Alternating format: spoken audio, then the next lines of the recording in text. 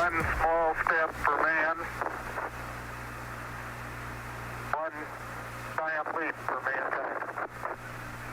It's a moment captured for all eternity. Neil Armstrong placing the first human foot on the surface of the moon 57 years ago this week, July 20th, 1969. The moment marked the United States winning the space race, and it was witnessed by hundreds of millions back here on Earth. Now, after Artemis 2 carried astronauts around the moon this spring, that sense of wonder and excitement, it is surging again. With us this morning is Karisa Zdansky, astronomy program manager at Tellus Museum in Cartersville. So for people who only know Apollo 11 mainly through that famous quote we played from Neil Armstrong, how would you describe the full scale of the mission?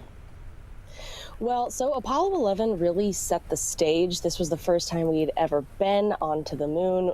We wanted to prove that we could do science. They actually spent 2 hours, a little over 2 hours, just collecting material, and they brought back almost 50 pounds for us to do research with.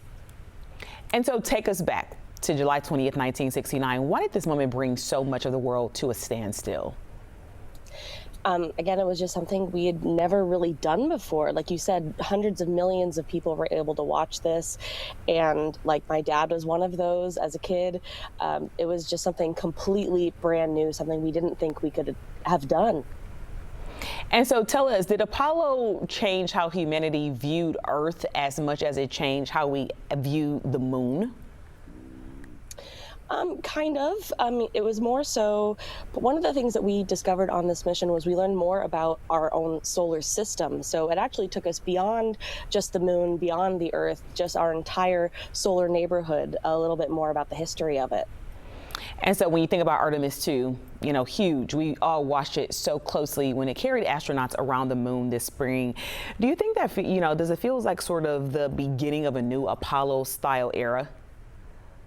Absolutely, I think so. There was a long time that we haven't been able to go back to space at all, and I mean, especially to the moon. But now, with those Artemis missions, it's really bringing that attention back into the public, and it's reigniting that for a lot of people all over the place. And so why do you think that, you know, astronauts returning to the lunar surface has taken more than half a century? You talked about that big gap in time. Yeah, part of it with NASA was due to money, but I mean, yeah, for a while we had to stop, and it was just really complicated. We really had to relearn how to get back to the moon. So I think with NASA, money was the original reason, but now since it has been so long, we really did have to retrace our steps and try to find a new way in the modern era to get back.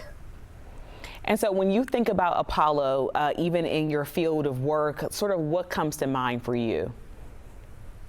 Well, of course, the original Apollo 11 mission with Neil Armstrong and Buzz Aldrin, the clip that you played, it's just a moment that really, that's the one that speaks out to everyone, the one that it's most known for.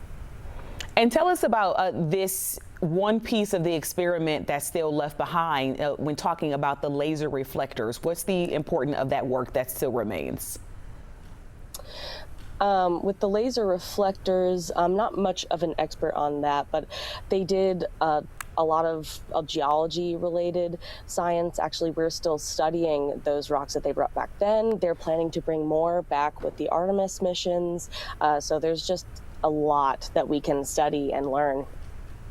And just final question for you, what do you think would be your hope for the future and what future generations will take from this legendary mission?